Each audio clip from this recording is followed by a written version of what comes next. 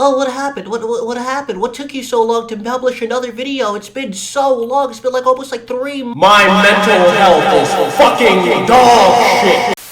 When I get down to it, I am such a big fan of the 70s retro aesthetic. The big fluffy hairstyles, the mutton chops, the boxy muscle cars, giant collars that could poke someone's eye out.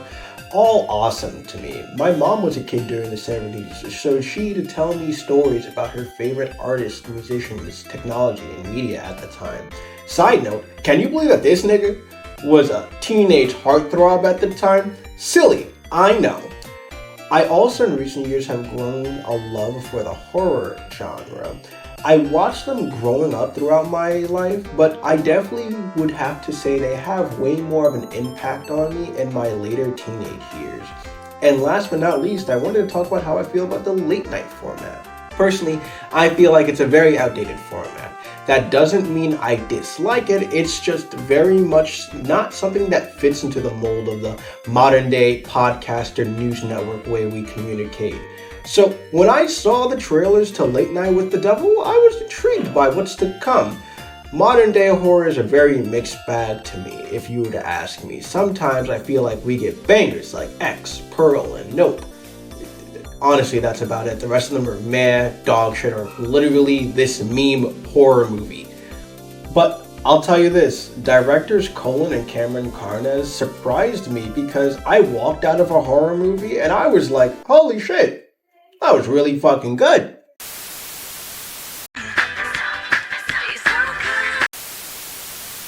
Set in the mid-70s, Jack Delton is a popular, albeit popular enough TV show late-night host, but after the sudden decline in ratings and the passing of his wife due to cancer, Jack becomes desperate to try his best to keep relevancy in the ever-growing late-night genre. Till 1977, Jack has his Halloween special, and to create an interesting, fun late-night viewing, he invites a psychic, played by Faisal Bazi, a skeptic former illusionist, played by Ian Bliss, a parapsychologist played by Laura Gordon, who has a mysterious, somewhat sexual past with Jack, and Lily, a girl who was bred by a satanic cult as a vessel to communicate with a demon. Holy shit, talk about a jump! Slowly, over the course of the episode that's played off as found footage documentary, from behind the scenes and the episode itself, spiritual entities that were there for entertainment start to attack the showrunners and the people on set.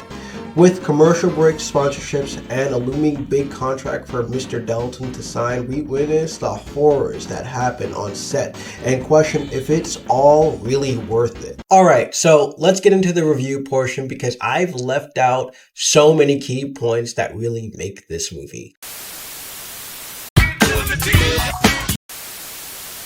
All the performances are fucking amazing. David Dastmalchian kills it as Jack Delton, and he pulls off this 70s talk show host with a sketchy past so well. He's such a conflicting character because Dastmalchian brings a mix of genuine person and a mix of host personality who cares for only his ratings that makes you begin to wonder in the intervals the movie has when the cameras are off, does he really care about the people on set or just simply himself? You feel a large chunk of sympathy for him, but through the small bits of information that we get through the reveal of his relationship with the parapsychologist, it leaves you with the feeling that while this man's wife was dying, he might have been sleeping with another woman. What a piece of shit! Dastmalchian carries this movie alongside his co-host Gus Connell, played by Reese Atari.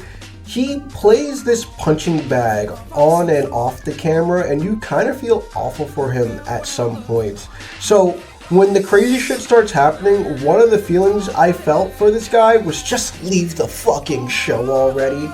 The skeptic Carmichael the Conjurer is good, and you love to hate this guy. He's going so far out of his way to disprove every single solitary paranormal event that's happening on set that it's a tad exhausting. He has this motif that if someone can prove him wrong, they can get $500,000, and he's flaunting that check in front of everyone's face, and it starts to piss you off more and more he's on screen. He's also a talented magician and is also a perfect illusionist, so even to a point you wonder, wait, is Carmichael actually correct? Are these people actually fucking crazy? Is he the only sane person? The movie got me there.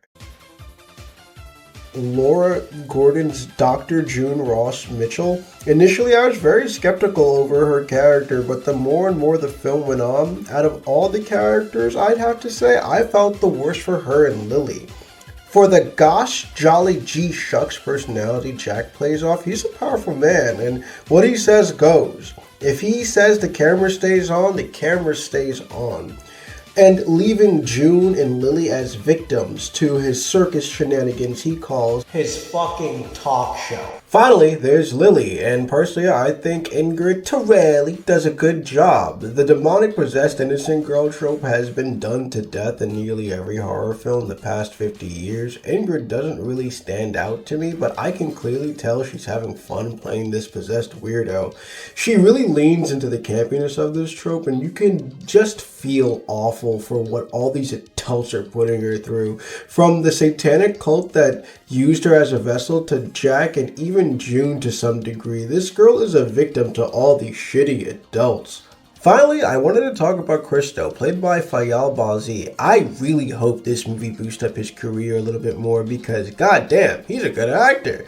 He starts off a tad silly and plays much into the magician, scammer, psychic trope we've come to know in recent years to despise, but after a certain point, he does a great job and we take him seriously. His performance really helps us lean more into the supernatural aspects of the movie.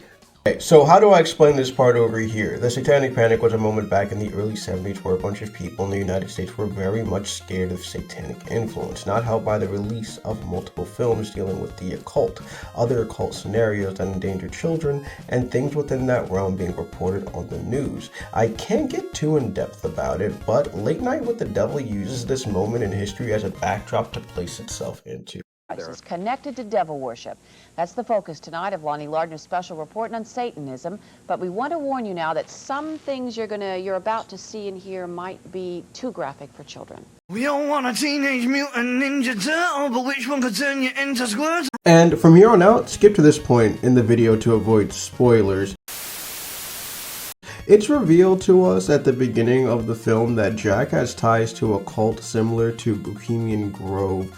This group that he's part of has a lot of ties to powerful political and media figures and dabbles themselves into the occult. It's revealed that for Jack to keep the position not only in the cult but also as a late night show host, he had to sacrifice something. It was never explicitly clear what he had to sacrifice at the beginning, but as the film goes on, we see whatever demonic owl entity they worship took Jack's wife, putting Jack in the position essentially sacrificing his wife for fame and fortune. By the name of the show called The Night Owls to the constant owl imagery throughout the show, giving hints to the cult being in control of what's going on, or at the very least, they're knowledgeable of what's happening and has ties to it. I like how the film incorporates the real world events of the Satanic Panic, this Bohemian Grove-like cult, and incorporates the occult into the film subtly. It's not too heavy-handed.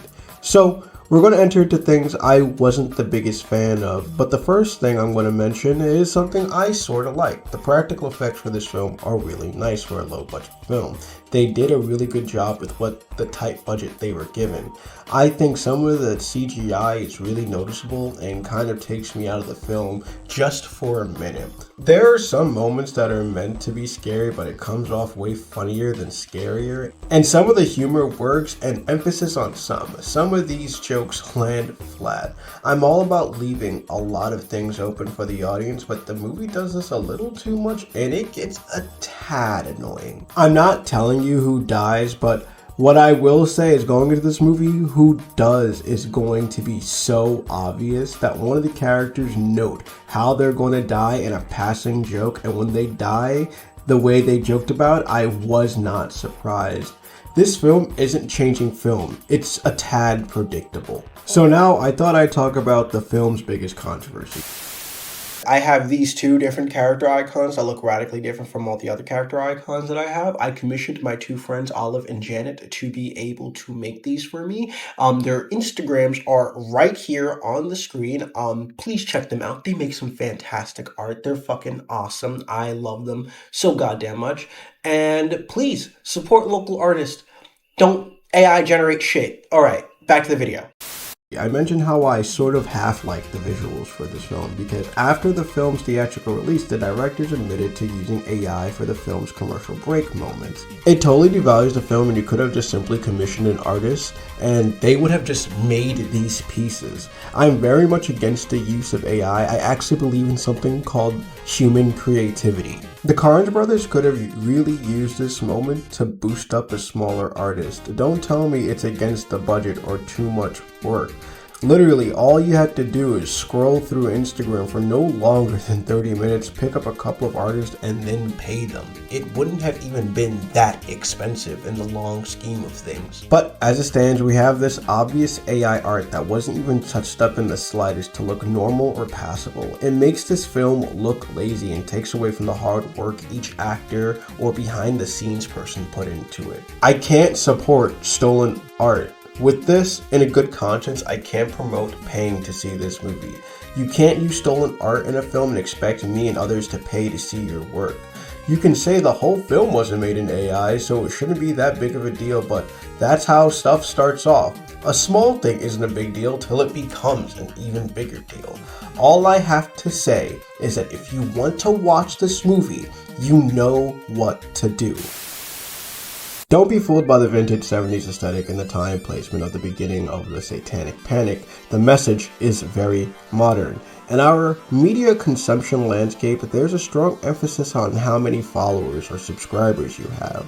I have so many friends that are content creators and are constantly striving to get their follower count up, but don't be fooled. I highly doubt you'd summon a demon for clout, but forgetting those who are most important to you, or even worse, throwing those relationships away that could be beneficial for you just for some Instagram followers, Twitter followers, or just clout, in the end, you're stuck with yourself, and it's lonely at the top. That's the underlying theme of this movie. How far are you willing to sacrifice till you have essentially nothing but yourself? By having one foot in the past is conveyed to us in the present how much the past is like in today, but in a much larger scale in this ever-growing social media loving environment. Late Night with the Devil really explores that idea at its worst, but is generally entertaining all throughout. I wouldn't say this film truly shocked me. There are so many moments that were predictable, and it was pretty easy to tell who's going to die or who's going to live, but overall I had a fun time watching this movie. It was pretty scary at moments, minus the over-reliance on campiness, flat humor at moments, and predictability, and its use of AI.